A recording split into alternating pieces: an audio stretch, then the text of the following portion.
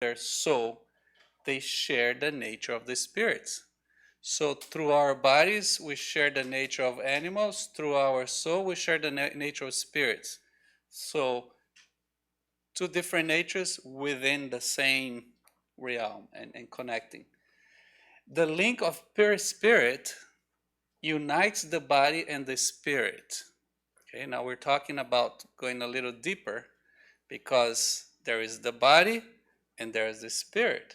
And in between, we have this fluidic body, right? That called the pure spirit, pure spirit. Death destroys only the denser envelope, that is the physical body. The spirit retains the pure spirit, which comprises with ethereal body. Another word for ethereal is like fluidic, right? It's something very, um, very different than the matter. It's like a very subtle type of matter. It's still matter, right? But in a different state, in a very enhanced state.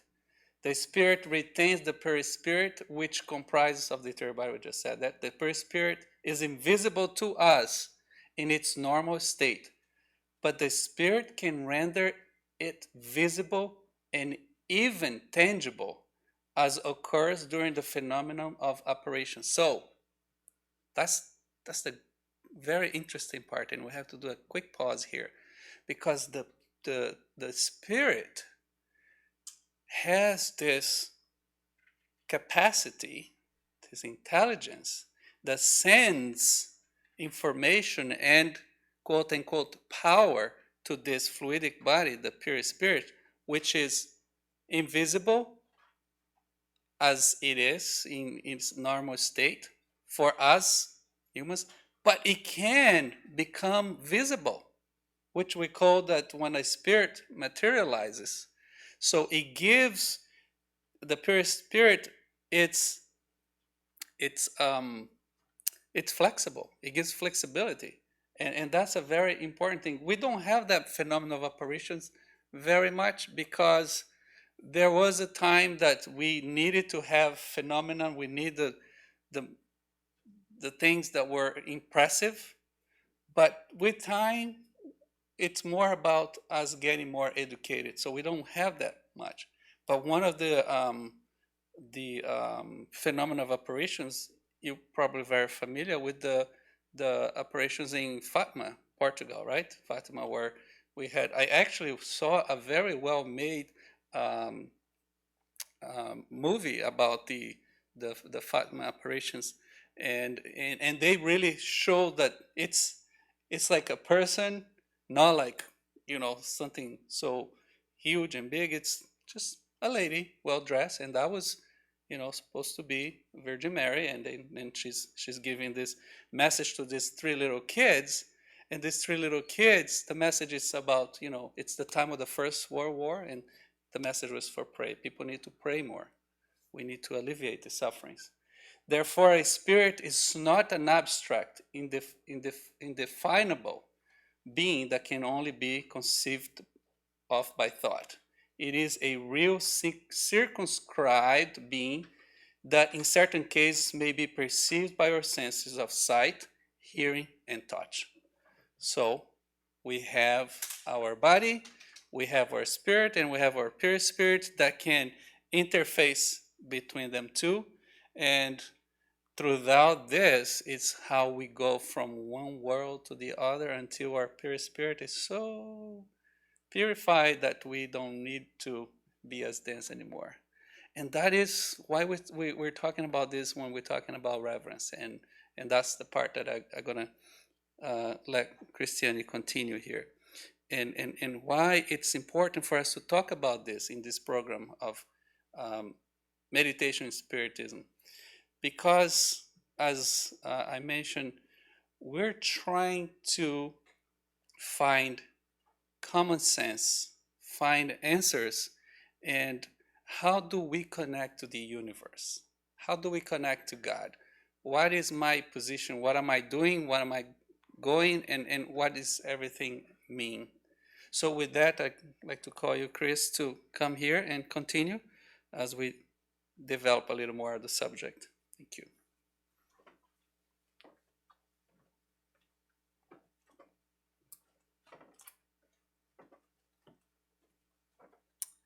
So here we are again. And to speak about reverence is something that is very dear to my heart because it gives me a chance to once again honor life. And to honor life in good company is priceless. Not only the company of you all that are here today, all of them that are here supporting us. To be able to honor life in a place that has been prepared for us, that has been cleaned, and the subtle energy has just been placed here. We have a chance to really open our hearts and in a very protective way pay reverence to life. So not everybody gets a chance like this every day, especially during hard times like we're going through right now. Just the fact that we can go through our day, go through our struggles of the day, not only the job, the traffic, the challenges that the mind puts in us, and the thoughts, sometimes the negative thoughts that we have, and we make it here on a Thursday evening in this sacred, protected place that has been prepared. That's an honor. And we feel very privileged to be here and to be able to use this moment to do a little bit of going within. So meditation, I always talk about this as if it's the last cookie in a jar. Meditation for me is the last cookie in a jar because it's always my resource. I always go there. If life is wonderful, I meditate to say thank you. If life is just fine, I meditate to say, okay, I'm on the right path. And if life is rough, I meditate to say, get me out of here. So we can always use meditation for all kinds of times in our lives. And right now, the time is, this very moment is the time of gratefulness because we have a chance to do it in this unique place of good vibrations. I love Rami. He guides me all the time, and it resonates with a lot of things we have in Spiritism because it talks about go within, learn from your past experience, from your past struggles, learn your patterns, and with that, you know yourself better, then you can go through life a little lighter. So he says, yesterday I was clever, so I wanted to change the world. Who didn't do that? When I first finished college, I was gonna make every kid perfect. That was my mission. Now I can't, but I can work towards it and work with what I have, right? But at one point, I was gonna fix every child that had a problem. I didn't get to do this. 30 years later, I'm still trying, but not quite there. Today I am wise, so I'm changing myself. And isn't that what Spiritism talks to us about? Learn thyself. Learn what is inside. Learn your patterns. Learn your not so good, I don't want to say bad, not your best inclinations. We have some things that we choose to do. They are not our best moral compass guiding us. We do have those. But when we learn to look at our moral compass and try to recalibrate just a little more today, we get to be in that better place. And this is the definition of a good spirit person, the one that is not perfect, but always trying to address his shortcomings by looking within and trying to do a little better.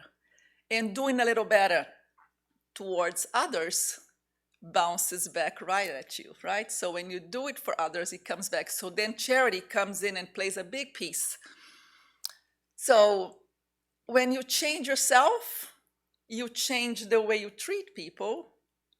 So then you change the vibration of the interaction with people, and you change the whole conversation, the whole environment where you are. So everybody wins. Being in a place where you can give yourself a chance to learn a bit more about yourself gives a chance for everybody to win.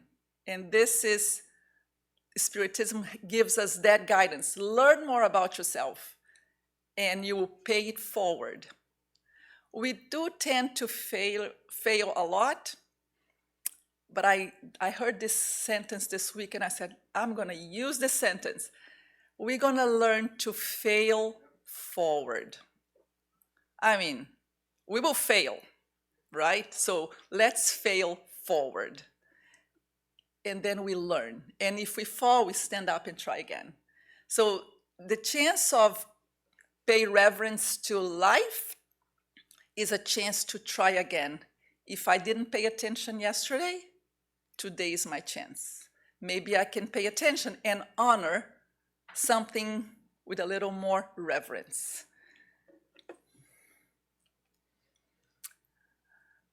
We've talked about this book before, and the parallels, again, between Spiritism and what Gary Zukav brings us, gives us a lot of food for thought in terms of understanding a little more about the soul and where we are. He talks about reverence being a way to engage with life, the way you relate yourself to the world around you. Reverence is contact with the essence of each thing and person and plant and bird and animal. Valdo was telling us about our body. We have a relation and an interaction with the physical body, with the animals. We have the instinct that goes here, and we have that interaction with the spiritual world that gives us that soul connection. So we are connecting in this both different ways, the down towards the life, the mundane here, and the godly life, which is what we aspire to be.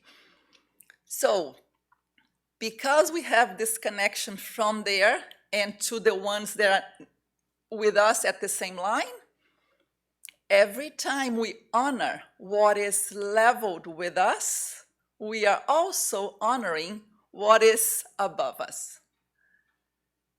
And we all have our mundane vices in terms of reverence.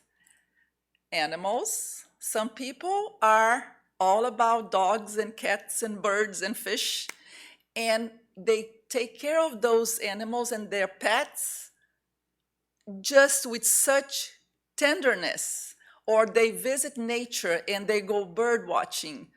Whatever it is that speaks to your heart, when you are paying reverence to those animals, to nature, to all the animals that are with us on earth, you are also honoring what is spiritual about you. Some of us are into plants. And that orchid that yesterday, today, and tomorrow, all those plants that talk to us, every little bud brings a smile. Every time you play with dirt, it brings that joy. Every time you water that plant, you are paying reverence to life. And the flowers always talk back very nicely to me. They don't complain. They are never ugly to me. The animals, never really ugly to me either. My dog is always, nice to me, no matter what I do. But sometimes we have other beings that are here with us that don't always perform like nature. They perform slightly different, and they can push our buttons a little different. And that's when we have to figure out a better way to pay reverence to the people that cross our path. Sometimes they don't cross our path. Sometimes they are right there, front and center. They don't move. They're stuck. They trip. That's right.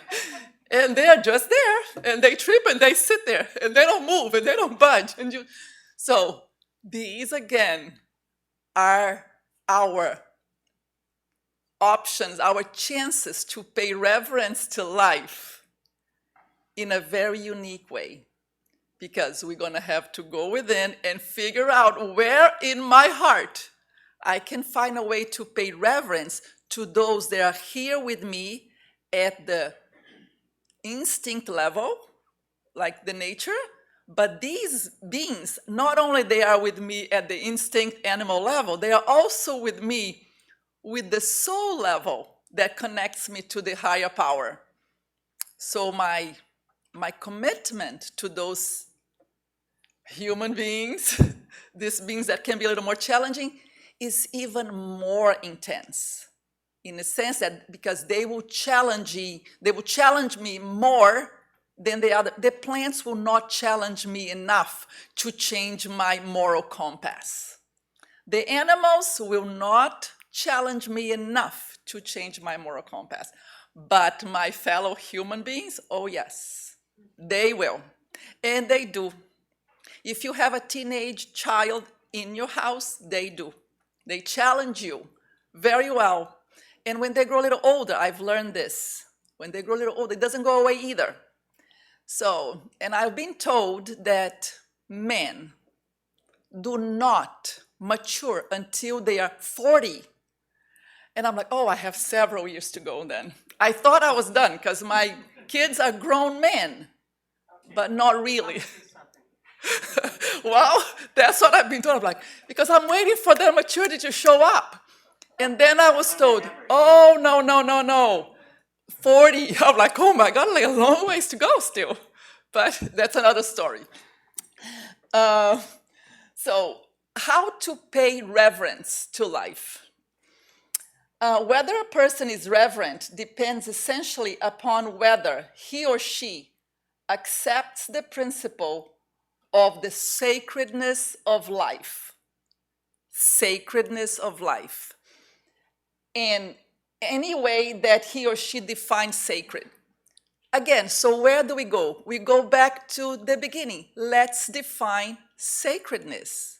What is sacredness to each one of us? Come on, stop. It is where I find my truth in relating to that being. When your heart opens in a very protective way and you feel like you can lower your guard.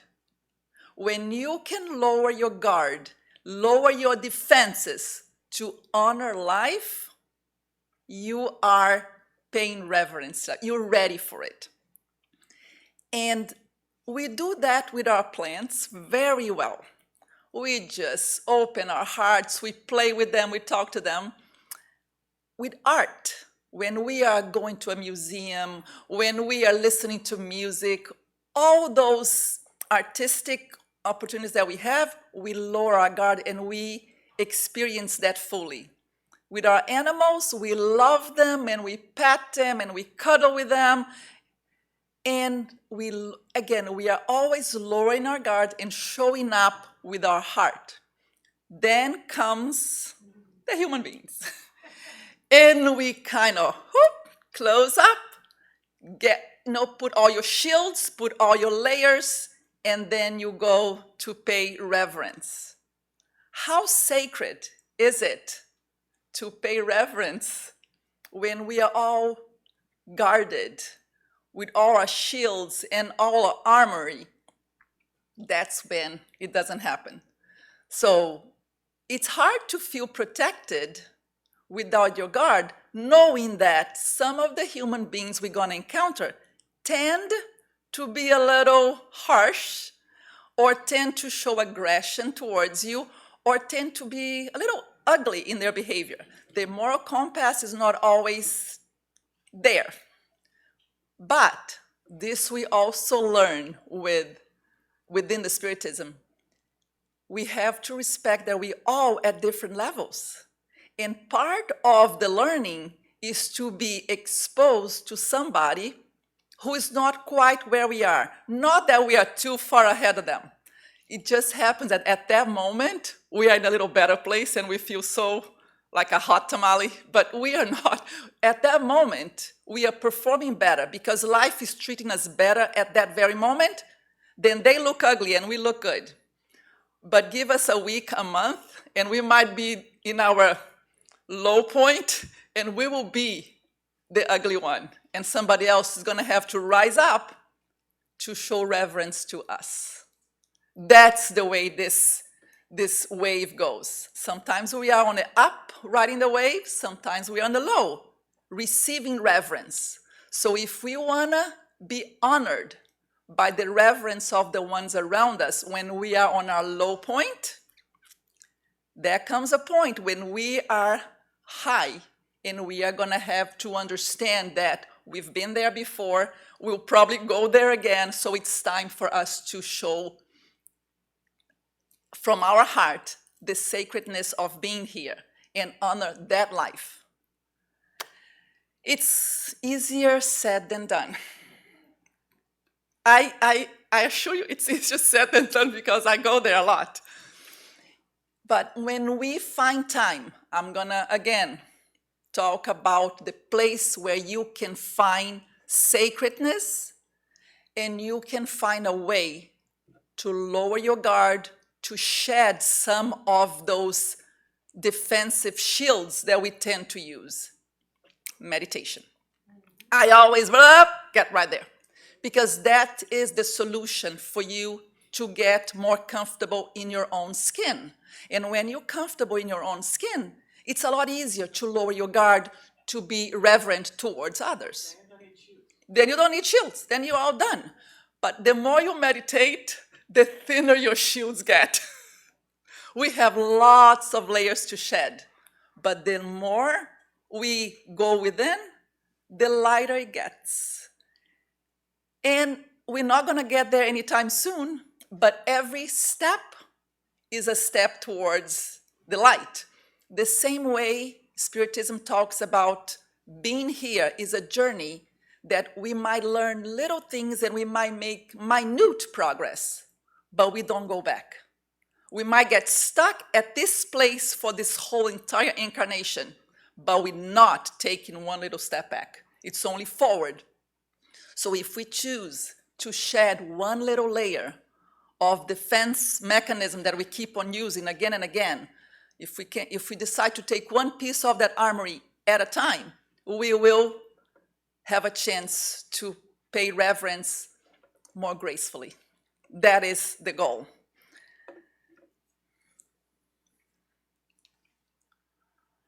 Okay, I can talk about this slide for an entire day. The wound is the place that the light enters you. And again, Rumi, my guy. If we only remember that perfection puts us here, or it gives us the illusion that we are here because it gives us the illusion that we are perfect. And some people actually do believe that they're perfect, and it's scary to see, and we've seen some of those around. It's like, oh my God, she really thinks so. Look at her. She really thinks she's so cool. She's the best. The minute you understand that you have imperfections, that you have all these cracks, that you make peace with all the wounds that cover you head to toe, even though they've been healed some of them have scars, some of them are still open raw, some of them come and go, but they are part of who we are. Some of our wounds, we've acquired them right here, during this incarnation, front and center, making all the messes we are capable of, sometimes in one day. And we are very good. When we mess up, we keep on doing and repeating. I had 24 hours. Look at all the messes I made in 24 hours. Sometimes we go there. But some of the messes that we have in our lives have happened before, and we're still struggling to go through them. So we gotta give ourselves some credit. Like, I am better than I've ever been. Since we don't go back, this is the best version of me. Embrace, because if you go back to where you were, you wouldn't like it. You would be very depressed. So let's just stay where we are. And if we just learn to make peace with the fact that we have wounds and healing them takes time, we will be able to, again, lower our guard and be able to pay reverence despite of being wounded. I've seen people say things like, I hurt so bad, my life has been so hard, it's very hard for me to be kind and nice to others when I've had all this. It seems like everything is against me, life is against me. Everything that can go wrong will go wrong with me. You're so focused on the me, your ego is so this big that you can see that your problems compared to some of the problems that other people have is tiny, but you're so very important, and this ego, you actually think you are the coolest. And this is sometimes the problem. And again, we can't change those situations, but we can change to look within and say, I have wounds, I have shortcomings, I have things that I need to work on. But it's through those, the rough moments that cracked my soul open, and made it raw, made me face things that were very hard. I was down on the ground and I had to face them. But that is where I am so far down that the light can go in and say, hey, come up, there's more. You can, now that you have some light, you can come up and you can find strength and you can find ways to get there. We need to then pay reverence, not to the life that we want, that perfect life that we are always looking to achieve. We have to remember to pay reverence to the what is possible today and where I can find the strength to heal the wounds to the level that is possible, and from then keep on going until I can eventually heal some of these wounds. Might not be during this time around, maybe it's next time, but as long as we're going forward. And this is, I think I'm talking too much. This is meditation day night, so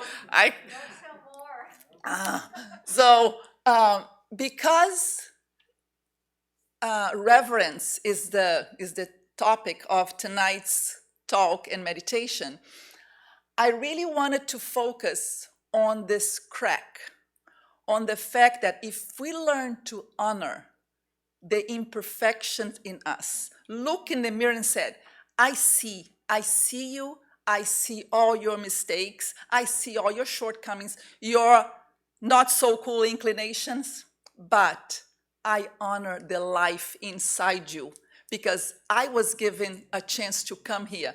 A lot of things had to be aligned for me to be here today, incarnated right here.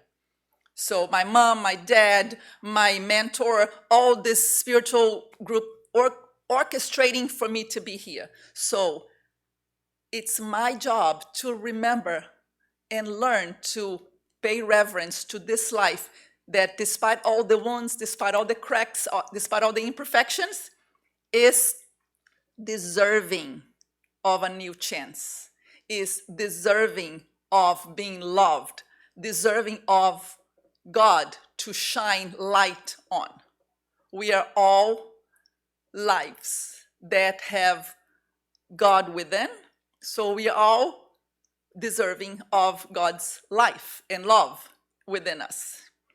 With that in mind, we're going to meditate, and I truly hope we can, just for a moment there, give ourselves a chance to honor not just everything around us, but what is within us. Because a lot of times we are good at loving others, loving the ones that are around, but we don't always go inside and love ourselves.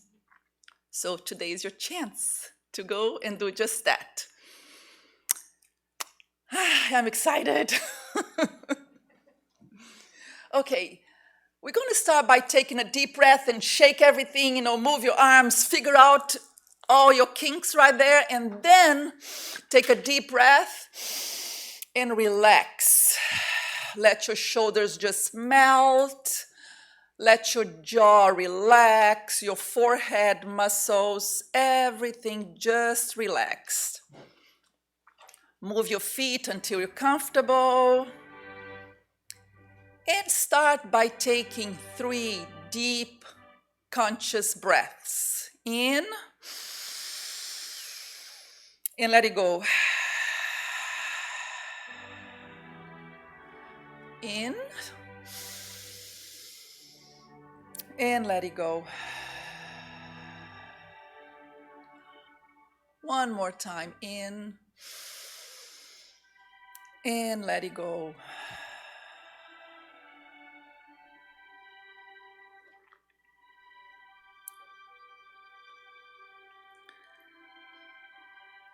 Here we are.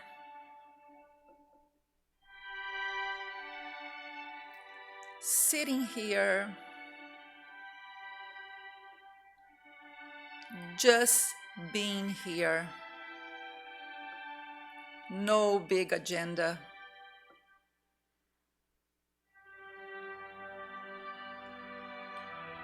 We really don't have to do much when we have the spiritual world prepared for us. The spiritual world that comes here makes this place so sacred with all the good energy, loving energy, giving us a chance to just be.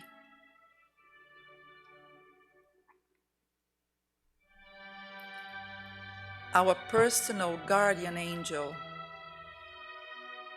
is watching us just be.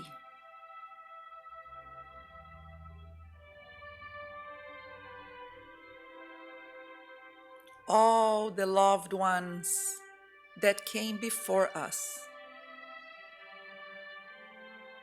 watch us just be.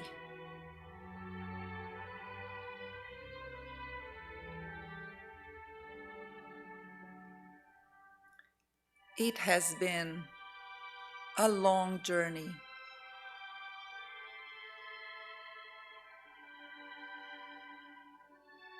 As I sit here,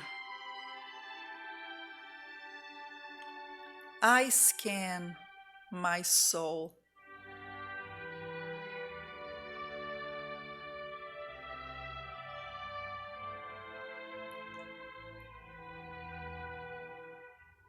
I zoom out and I keep on scanning my soul.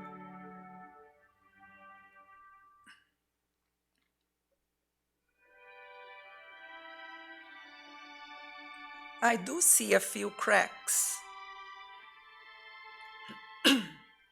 Some of them are old. They've been here for a while. They almost look healed.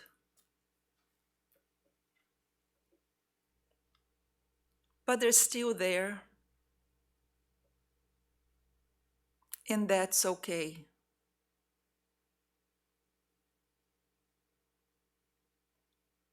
I see some cracks. There are missing some pieces. And those are kind of hard to look at.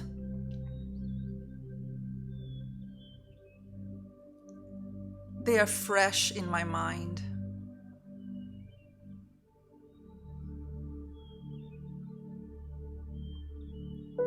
But I've been through some things, and I've managed them. So they are also okay.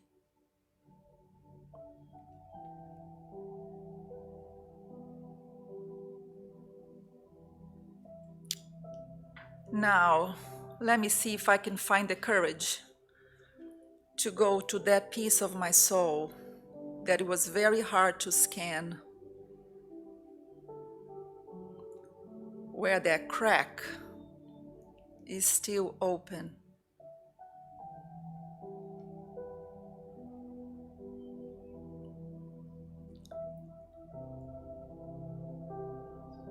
It gives me palpitation just to look at it. My throat tightens. My body recoils. It is very hard to look at it.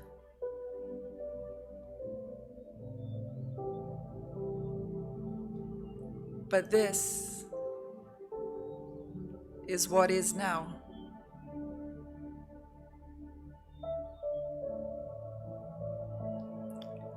And I will have the courage to just sit and look.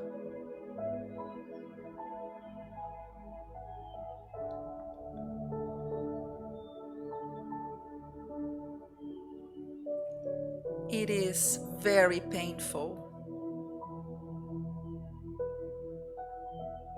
I want to look away.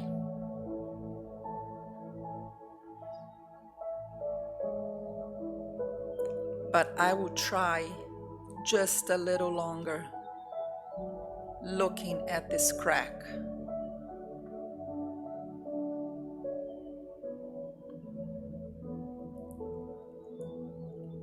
And a tiny ray of light seems to be coming through.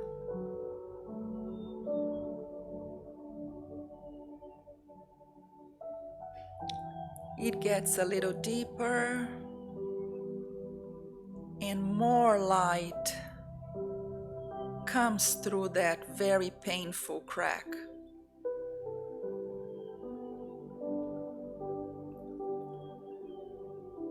I can breathe better now.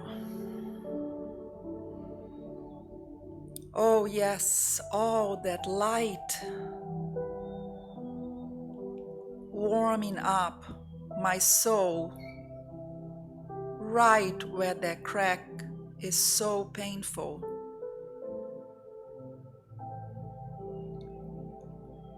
Yes, I can take a deeper breath now.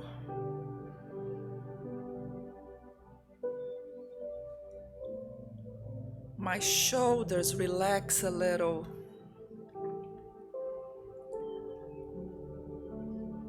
My throat opens up.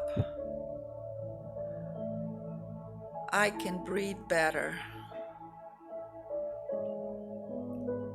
And I see the light shining and warming up that area of my soul that was so hard to look at.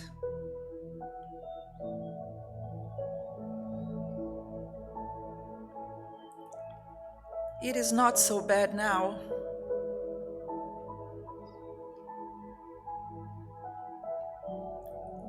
It feels like the light is nurturing my soul, consoling my soul. This warm light gives me hope that maybe, just maybe, this pain will not be so bad.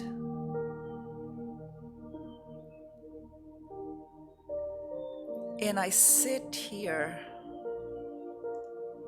and just soak up the light that shines all over my soul.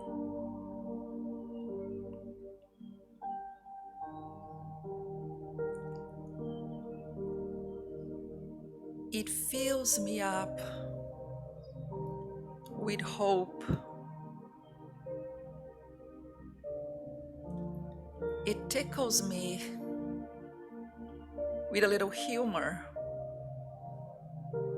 Maybe, just maybe, one day I will be able to laugh about this.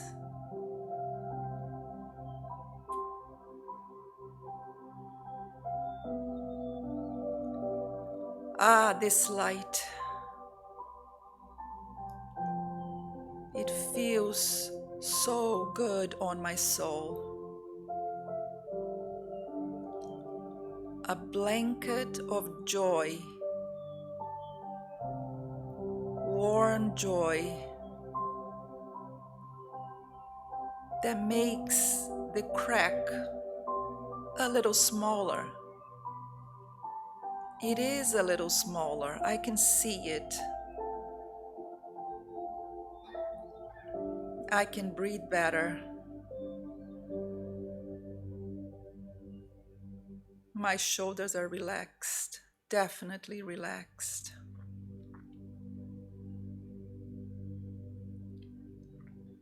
There is something else about this light.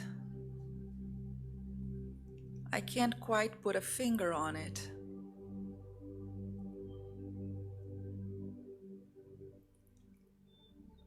It makes my heart happy.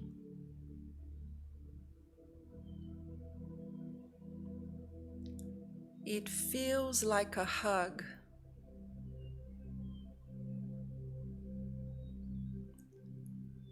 Do I dare call this love?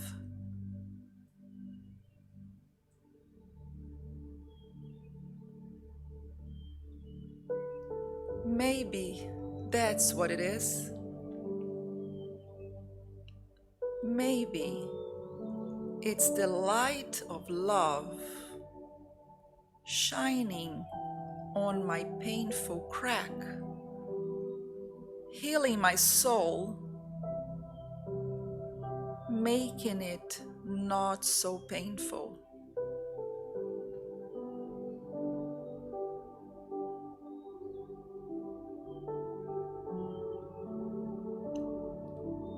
This is a light that tells me that all will be okay.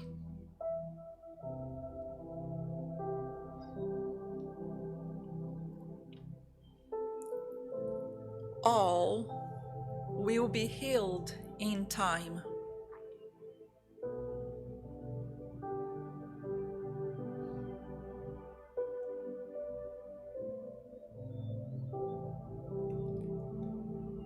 I honor the light that shines on my soul.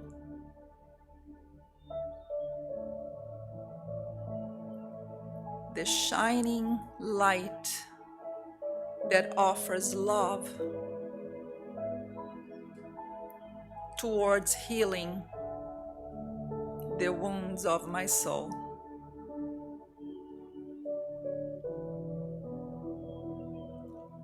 I feel stronger, consoled, and my heart is ready to pay reverence to the wounds inside me that make me who I am,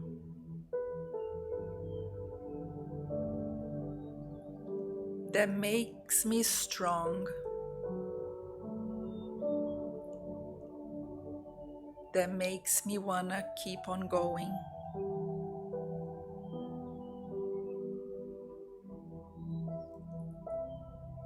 I feel strong,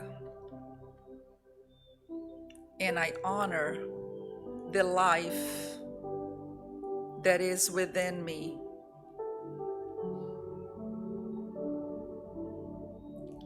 And maybe, just maybe, I will lower my guards a little bit.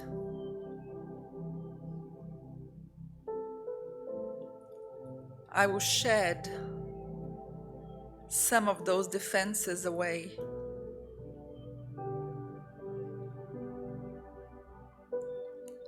And let my soul shine just a little bit brighter.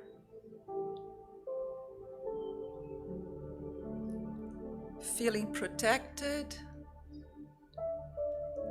and ready to pay reverence to the life around me.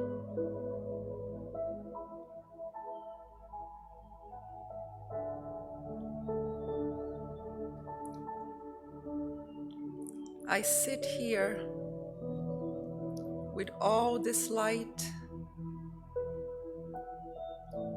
filled up with reverence, and I will honor the ones that are on my path.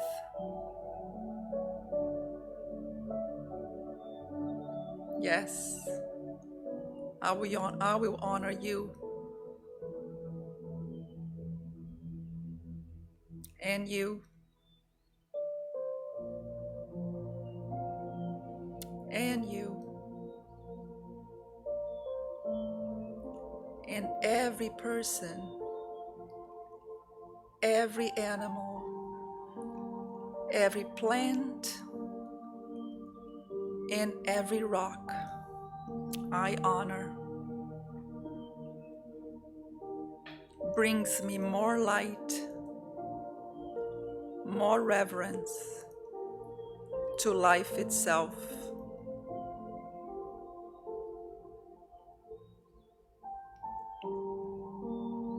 I bow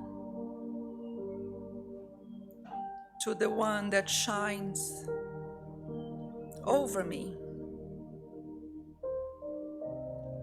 the light from the above that gives me the strength to pay reverence to those that cross my path.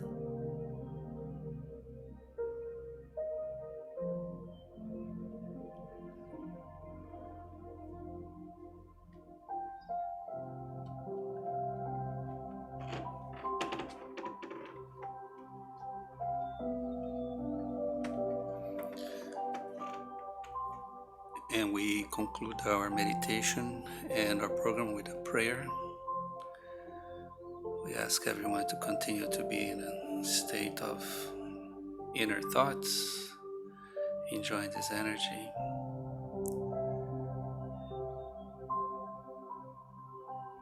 And we pay reverence to our Creator, Supreme Intelligence and primary cause of all things. We pay reverence for life that we were granted. We pay reverence for the Spirit that we are eternal.